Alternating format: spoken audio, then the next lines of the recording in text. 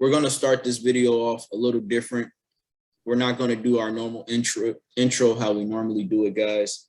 We're going to start off with a moment of silence for everyone who was affected by the events that took place last night.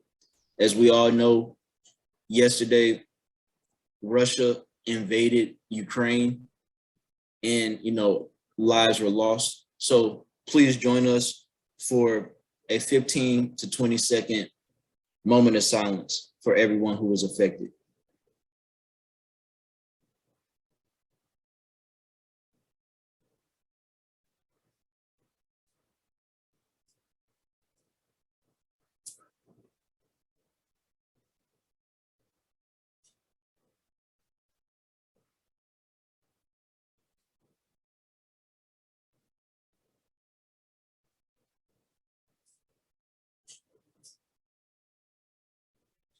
Thank you.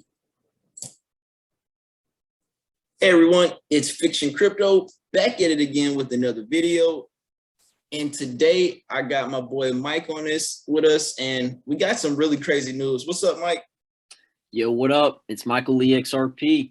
Let's get into it, man. Let's get into it. I know everybody's kind of shaken from the events that took place last night. Are you feeling all right, Mike? I know you're in America, but these things can affect everyone.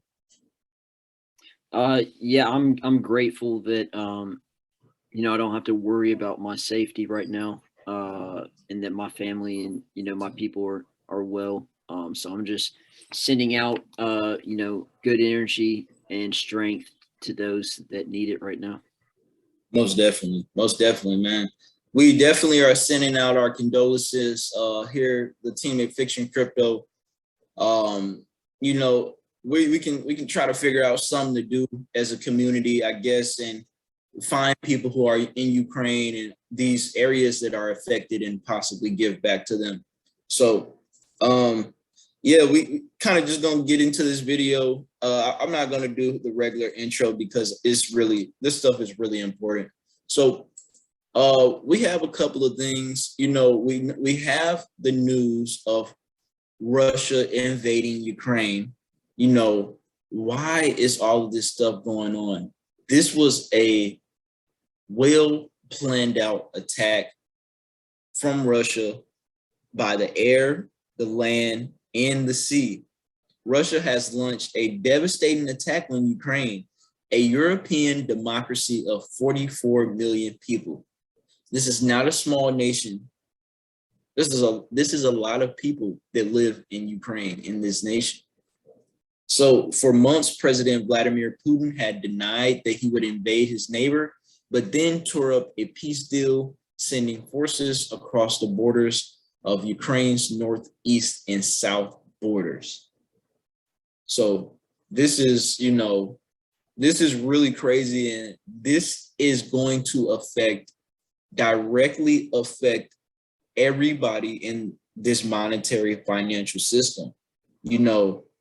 We've been hearing these talks of Russia invading Ukraine, SWIFT kicking Russia out of their system, as far as the monetary system. So, now we're getting to see retaliation from Russia. And this is not good for anyone. Mike, do you have anything to chime in on this? This will most definitely affect everybody, truly, because we're all interconnected, especially when it comes to the financial system. And this is going to have major repercussions that are going to continue to play out. And I believe that, all of this is connected, how all of these events have lined up. So it's like it definitely is staged, man. It's what we've been talking about in the XRP community for the last 2 years. With people calling us crazy, everything is literally happening. But the world truly is a stage. The way everything has been set up, all the events have led to the next one. I completely agree. Yeah, this is crazy.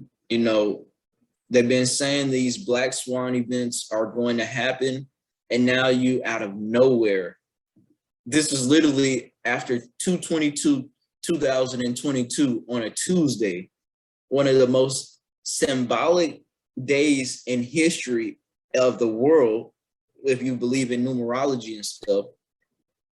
You know, a day after that important day, it's crazy. Let's go on to the next slide though. Said China refuses to call Russian attack on Ukraine an invasion and deflects to blame the US. So, you know, you see the oil markets right now. I know, Mike, you said the oil markets have been going crazy overnight or something like that? Yes, the value of oil has actually soared to a record high since 2014. It hasn't been this high since 2014. So we have this article right here, and it says China refuses to call Russian attack on Ukraine an invasion and deflects to blame the US. So, you know, me personally, I think United States is going to be the one to be blamed for everything, because I think this is a direct result of the monetary warfare America has been implementing on other countries over the last 30 years. So we see that Beijing and China, they're already saying they refuse to categorize this attack as an invasion. And Mike, what you was gonna say, bro? I was gonna say, we know China and Russia have been aligned in their beliefs and values for a while now, right? Because the situation is very similar with how China views Taiwan. It's you know, it's similarly to how Russia views Ukraine. They believe that it is their territory and that there is only one. There should only be one country, right? So they both believe that it's only right that they absorb the other. Yeah. And I don't think a whole lot of people are seeing this in retrospect. You know, America's decisions and power that we have of, you know, this monetary system, our power comes from being the people who hold the monetary system up. You know, having the dollar as the national currency, that's where America gains its power from. And right now we are losing power to Russia and China through their CBDC race and, you know, removing of them from SWIFT potentially, which will be very bad for America and the SWIFT system. And that will be very good for systems like Ripple, you know, the XRP ledger, excuse me, not systems like Ripple, companies like Ripple and systems like the XRP ledger, you know, systems like Hedera, the Hashgraph blockchain. All these systems can come into play now, because now you don't have to trust America to print the money, to make sure they're doing what we're supposed to do, to make sure we're not printing more money than what we say we are printing, because I'm pretty sure we do that. You know, now you put it online and you track it. And now you don't have to trust America. So this is what I'm seeing, and this is what I'm seeing from my eyes. America is losing a lot of power in this world that we're moving into now. So, you know, Russian President Vladimir Putin announced an attack on Ukraine earlier in the day. Explosions in Kyiv and other cities in Ukraine followed. Ukraine's military claimed to be engaged in fighting within its borders, but the Ukrainian President Volodymyr Zelensky, excuse me if I chopped his name up, described the violence as an invasion to destroy the country. So that is what the Ukrainian president is saying. And we already have remarks from Vladimir Putin telling the Ukrainian people, if they don't, you know, this is a peaceful takeover, you know, don't do anything. We're not going to hurt you. We're just taking over the land. You know what I'm saying? We're putting it into the government that was here. And that's what's simply going on. So we got this tweet right here from Vitalik, and he said he's very upset by Putin's decision to abandon the possibility of a peaceful solution to dispute with Ukraine instead of go to war. This is a crime against the Ukrainian and Russian people. I want to wish everyone security, although I know that there will be no security. Glory to Ukraine. And this is very powerful coming from somebody as big as Vitalik in the cryptocurrency sector. I also don't think this is going to be good for Vitalik. You know, when you talk about these huge companies and huge corporations like Russia, because all these countries are corporations, to go to business with somebody who doesn't like their views. So I think this further puts Ethereum further behind this race that they're trying to get into. But also, what I would have to say myself is you can't get a peaceful solution when you're owed something, you know. And what's been happening is America has been able to play a game with money, and they've been the ones to master it. The American citizens have lost this game because it's unplayable for us unless you have money or a good credit score. So we're in this system that America can manipulate, and they can do this with not just only us, people all over the world. And that's what's been happening.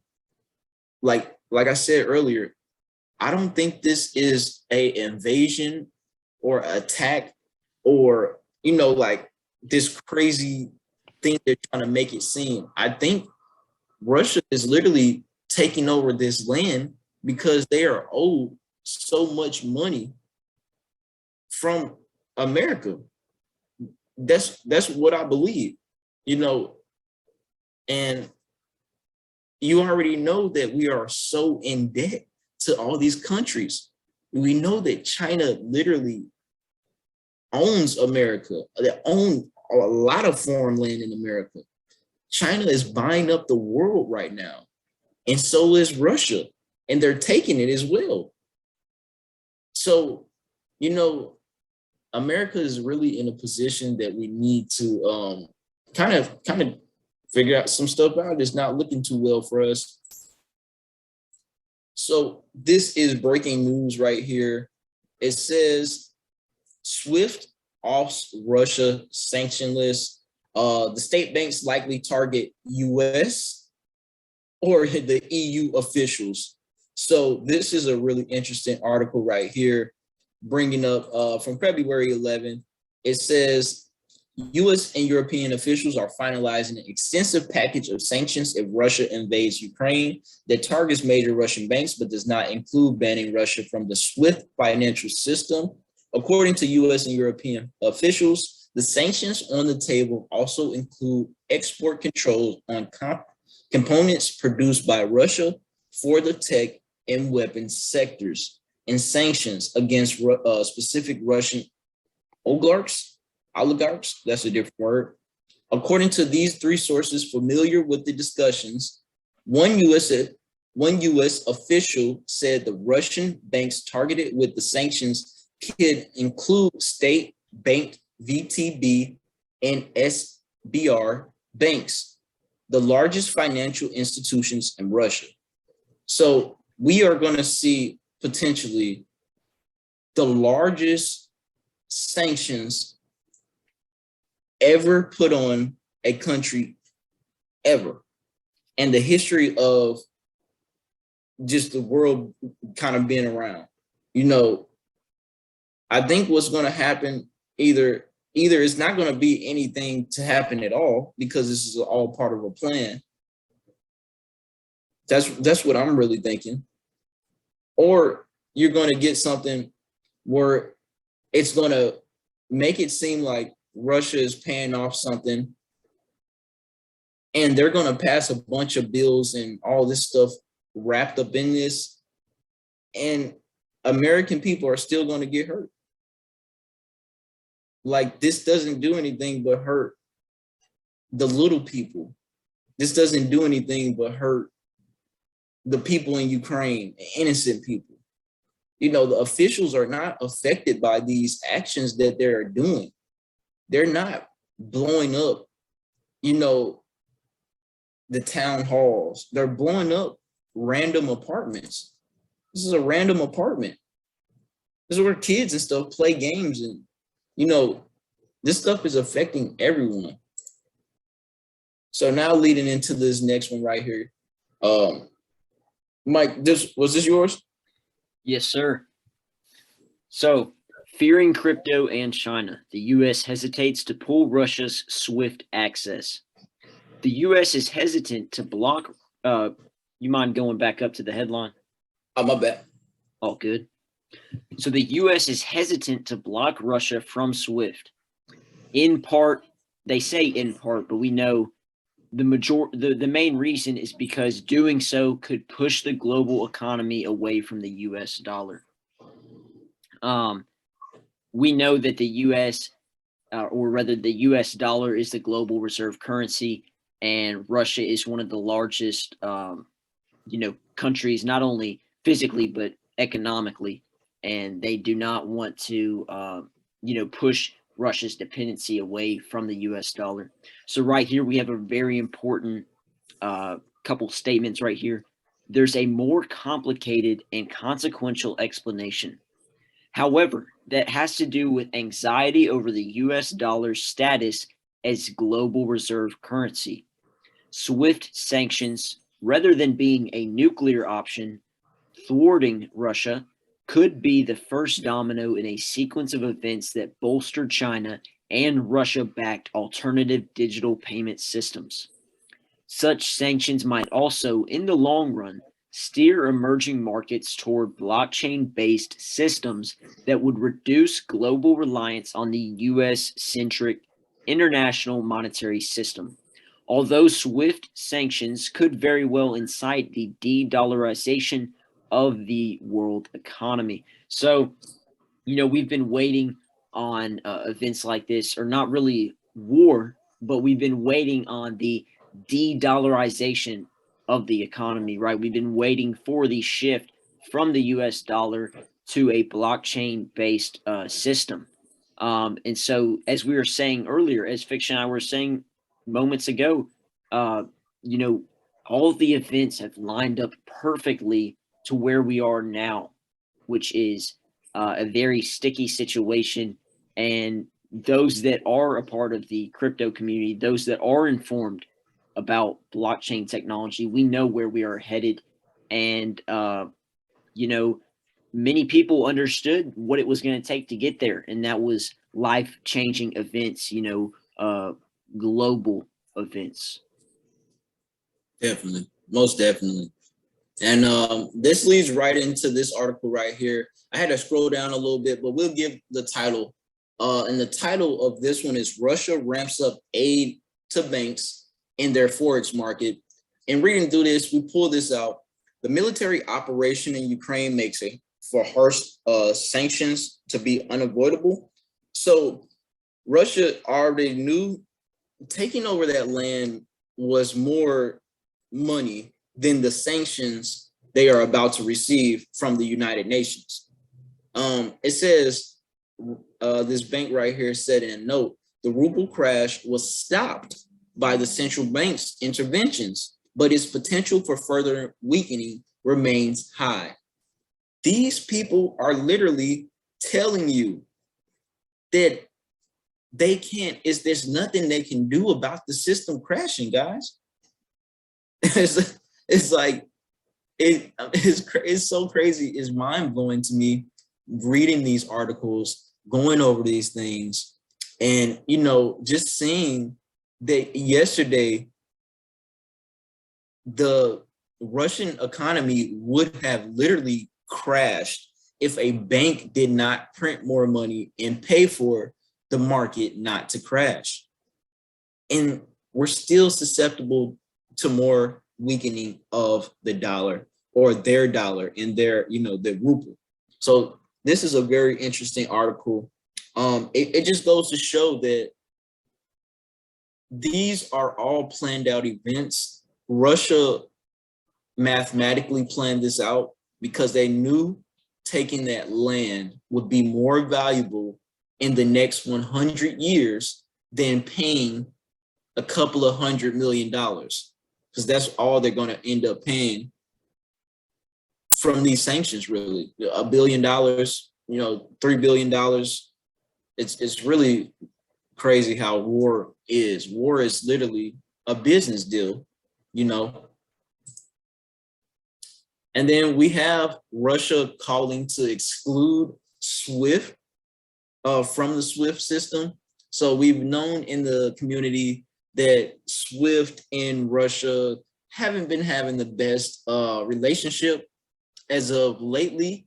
And this is not anything new. So in 2014, the UK appealed to the European leaders to consider such an option. Alexei Kurgan, Russia's former finance minister, then forecast that such a move could cause the Russia's GDP, to shrink by 5%. Ultimately, the pressure campaign was dropped. Cutting Russia off from SWIFT was considered to be a major escalation, or as the Prime Minister Dmitry Medvedev put it, a tantamount to a declaration of war.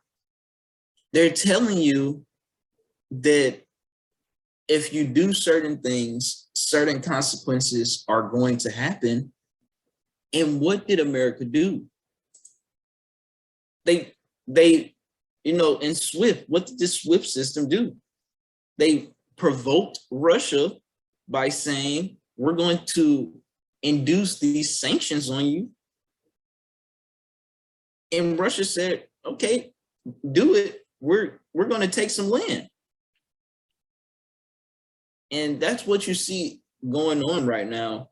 It is really an unfortunate event for all the innocent children, men, women, any grandparents, man. It's crazy. Then we have this information right here, a G7 meeting. Biden holds emergency situation room meeting with this national security team.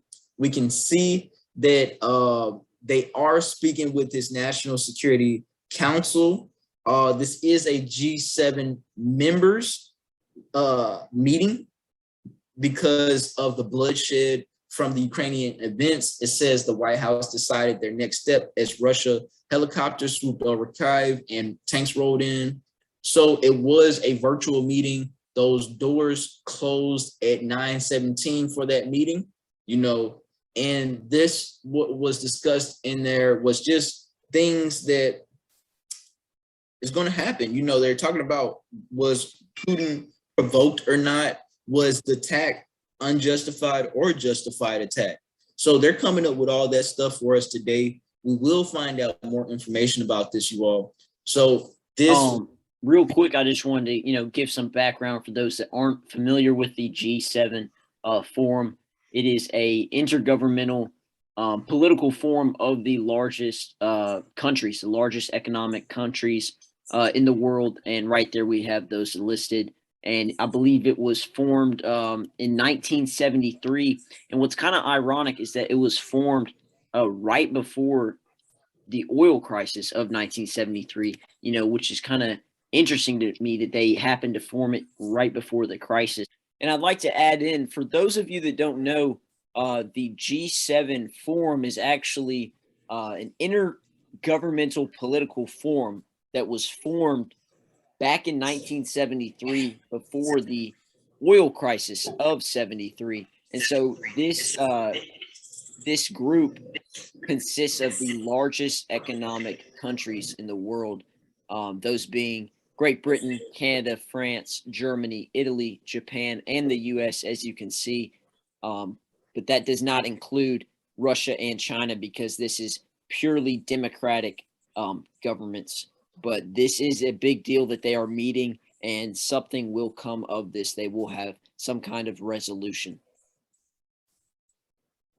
Definitely. And that's very great information to put in. So let's just kind of see what's been going on in the markets, you all. We'll go over the XRP chart, and we'll just show you all how these markets move. Even though all this truly devastating things is going on. We have to keep our heads in the game and remember what we are here for. We are here to make some money in the market. So I'll give my screen over to Mike. All right. So as you can see, the US dollar actually had the most appreciation in a day that it's had maybe this entire year. It's really taken off, and there's been a major effect in the markets. So futures are up, the dollar is up. Oil has reached a new high, a record high since 2014. It has not been this high since 2014, back in September. So, obviously, as I said, this has had a major effect on the market. Gold also had a major day. It was taking off yesterday, still rising. And as we know, crypto fell quite a bit yesterday. It has been recovering some today, but there really has been a major effect in the last 24 hours. In short, commodities are up. My father's, who is actually a farmer, was telling me that corn and soybeans were hitting record numbers in appreciation. So commodities are up, and crypto and tech, the stock market, all of that stuff has taken a downturn. It's very interesting news. So let's check out XRP. I don't know why we are looking at Ethereum, but now let's definitely give a XRP chart evaluation and just see what's taking place on this chart. Are we still reaching higher highs? Are we doing lower lows, higher lows? What's going on? Well, as of now, my view is that we have been grabbing liquidity right here. There was a liquidity grab of this pool, and there has been some recovery, but the overall consensus, not only from myself, but from, decorated analysts, well-known analysts in the field, they are also bearish on the market. That is the overlying sentiment in the market. I'm bullish on XRP. I'm bullish on XRP regardless of what's going on in the market. I do look at charts and all that. I do trade, not every day, but I do trade. The thing about why I believe XRP is the sleeping giant and that you should not trade XRP like any other asset is because of what's going on right now with this SWIFT versus Russia thing, these attacks. So the whole underlying cause of this is because SWIFT threatened to get Russia out the system. We all know that XRP is supposed to serve as a bridge currency for the new CBDC world that we're moving into, that Russia and China leads. So XRP basically, and the XRP ledger, the protocol, that is basically rewriting the monetary system laws. And for America, it's a scary situation to not be the national reserve currency when you've had this power for so long. So me personally, I think this is just a dip for XRP. I don't trade any other pair like XRP when it comes to trading. This is a token that you accumulate and you hold, and that's simply what you do. If they can do what they're trying to do, the token is already designed for $10,000. So I'm just going to stop right there for everyone. Don't let the technical sides of how the market is reacting to news and all of this stuff, don't let that make you forget what's the intended purpose of the asset. Because once that market goes offline and they can't use that paper dollars and that those paper dollar systems fail, they're going to have to put their money into a asset that no one controls, like XRP, that you can put your faith in the technology. So just want to throw that in. I have to throw that in when we look at these charts, especially when we look at XRP. But for BTC and all that other these other pairs, I think those are just traded differently. They have total different use cases. So yeah, that's my view. I wanted to add that everyone by now in the community has already caught wind of the whales accumulation. You know, it's historical how much they've accumulated just this year alone, or in the past year. They've accumulated $1 billion worth of XRP. They don't care that they're, you know, down on their investment right now, because they're not in it for the short term. They bought into what XRP is and what it will become.